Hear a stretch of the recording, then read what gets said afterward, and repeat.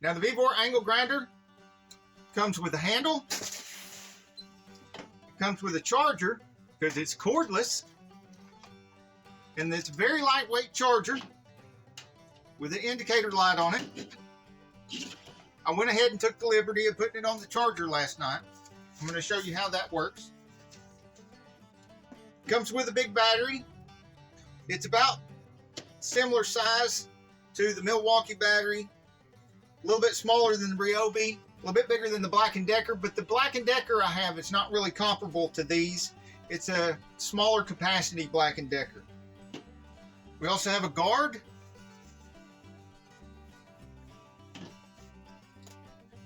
And they sent cutting wheels and grinding wheels. So there's two cutting wheels, two grinding wheels, which we'll be using one of these to demonstrate this. And then the tool itself, a little spanner wrench for tightening and untightening, for changing your weapons of choice.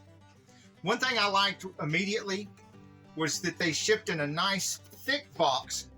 It's not a very pretty shelf box with a pretty picture on it or anything. It's a nice thick box that protects it from damage during shipping. And all the boxes that I've received from Vevor so far have been like this. Since you've got to put blades and implements of destruction on just about any power tool you have, there's really only two things on here besides the blades that need to be addressed before you can use the tools. One is the guard. This is why I said there's really not that much assembly required. There is a notch right here. So let me, woo, I almost dropped it. Let me tighten that nut back up the way it was, because it had a little bit sticking out right there, and see if it'll go in there. Yep, it just drops right on there, right on the groove. So I didn't have to touch that nut at all. I could have just dropped it on the groove like so, spun it a little bit that way, and then flip this over, and let's see if that locks it in place. Oh yeah. Well, I got it off a little bit then too. What's wrong with me today?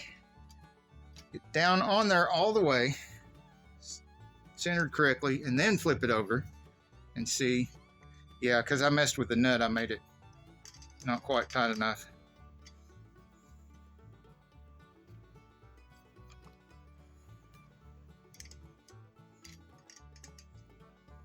Get that nut adjusted just right.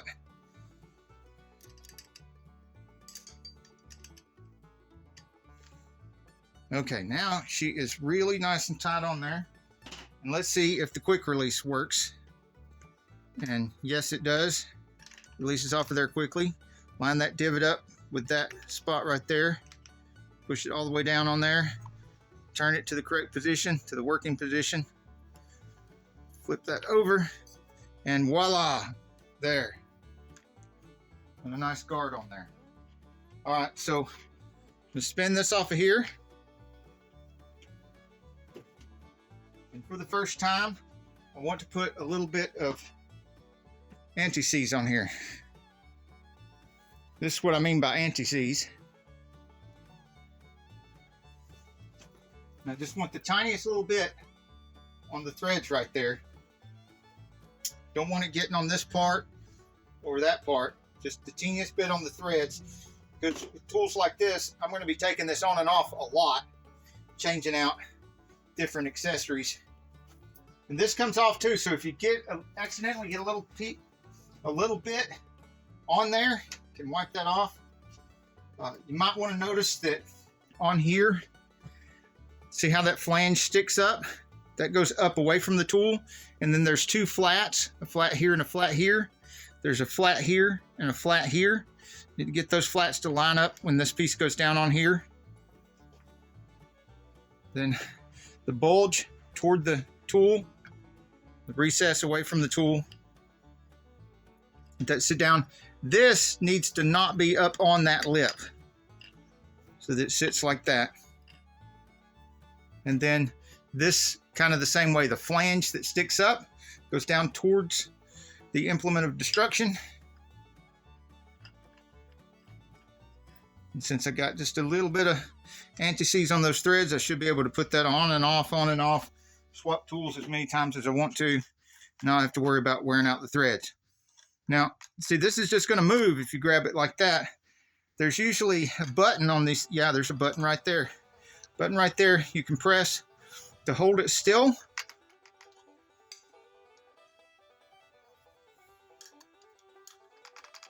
Okay, it's got to push in further than what I was doing it right away. If you just push in and start turning, it can still turn. You've got to find the spot. You got to turn until it allows the button to go down in there. And then when the button goes down in there, then it stops it. And you can really get a grip on it and tighten that thing up. Try not to lose this. All right, and then battery goes in. I mean, it goes in just very similar to the Black & Decker and the Milwaukee. I mean, just right in there like that. And then it has the release right here. Come right off. One hand. Woo, it works. We are off the cord. We have no cord. No air hose and no cord. Might want a handle on here. Now this is one of those rare tools that I like to wear a lot more safety than I'm wearing now. When I was younger, I'd do stuff with things like this with no sleeves like I am now, and just some glasses. But nowadays, I don't like kicking that metal out of my face and out of my arms at night.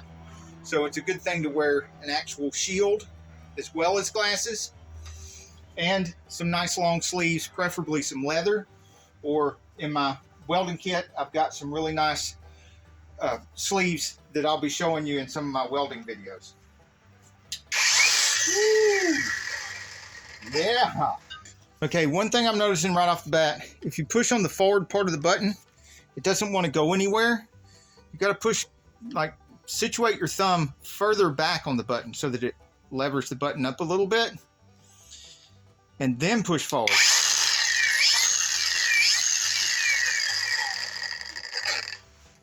And down here, there seems to be like a 1, 2, and 3 setting, and this may be a speed control, and I have it on the one divot right here.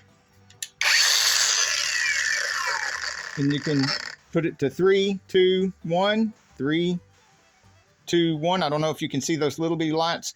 3, 2, 1 sideways. This seems to be a battery indicator with 3 divots going up. And since I put the battery on charge last night, and it should be fully charged, and it does seem to be indicating that it's fully charged. But when you first press this, it looks like an on button. None of these lights go on. You have to like hit the trigger, and then these light up. And then you can go 2, 1. And it does seem to be, when I get it down to lower numbers, it seems to slow it down a little bit. So I'm guessing that's the speed control. And this is the battery indicator. There is no indicator on the battery.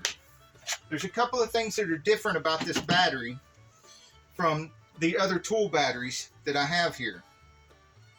Number one, the Milwaukee seems to have an indicator right on the battery.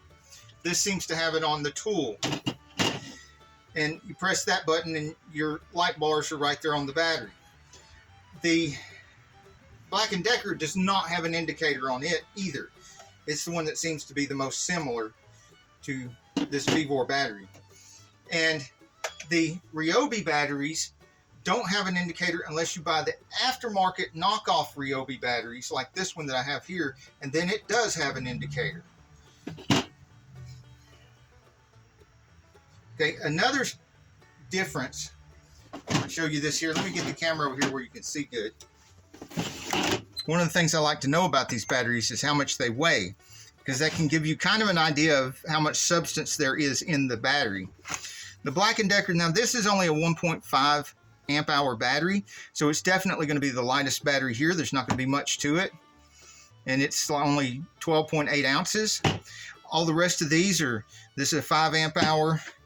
The Vevor is a 4 amp hour rated. This knockoff battery is a 6 amp hour rated battery. It seems to perform more like a 5 amp hour battery that Ryobi puts out. So if you get a real Ryobi battery that says 5 amp hour, it'll actually last a little bit longer than this knockoff no-name brand 6 amp hour battery. And it weighs 1 pound 7 ounces. The Vevor is 1 pound 6 ounces. So it says it's a 4 amp hour battery.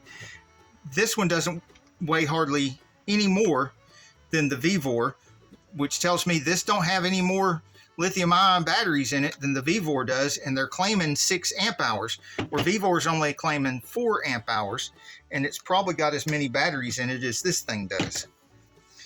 And then the Milwaukee, it's also got an extra rubber pad on the bottom, which could add some weight to it. And again, the Vevor was 1.6. That red lithium from Milwaukee is 1.9. So it does weigh a little bit more, but it does claim to be a 5 amp hour, not just a 4 amp hour. So it should weigh a little bit more. It should have some more in it. Another difference here I've noticed about these batteries, every one of these batteries now, they make a really compact battery charger. It has something about this size on one end, and then on the other end it has another something about this size that goes here on these Black & Deckers, and that's about the smallest one I've seen until I saw this Vevor. We'll get to that. And then a big bulky charger for the Ryobi stuff, a big bulky charger for the Milwaukee, which also makes an alternative to that, which is a smaller, lighter weight charger. But none of them are as small as this. This just plugs in. You'll see there's a little hole right here to plug that into, and bam, that's the only thing you got to keep up with as a charger. So I thought that was pretty neat. As long as it holds up and lasts a good long while, that's kind of neat. I was standing here off camera thinking, I gotta find me a spot where I can pull the drop cord out there outside, because I don't like grinding things inside, where I can reach it with a drop cord or an air hose. And then I realized I don't have to have a drop cord or air hose anymore for my grinder.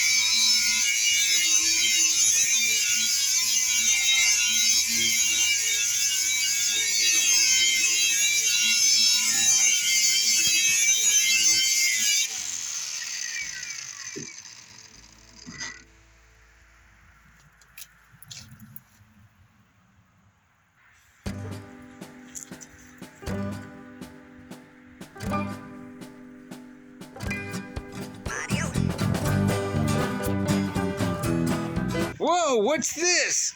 Another tool review video coming soon.